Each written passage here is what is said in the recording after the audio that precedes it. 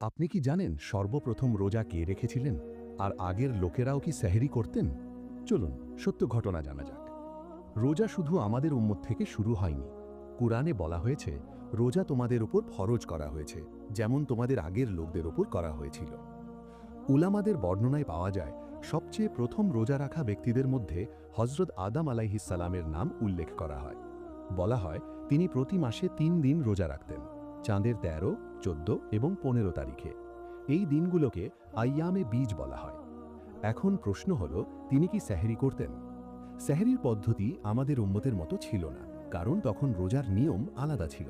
তবে হ্যাঁ, রোজা ফজরের আগে খাওয়ার পর শুরু হতো, অর্থাৎ তিনিও ভোরের আগে কিছু খেয়ে রোজা রাখতেন। আমাদের উম্মতকে সেহরির মধ্যে বিশেষ বরকত দেওয়া হয়েছে এবং একে সুন্নত বানানো হয়েছে।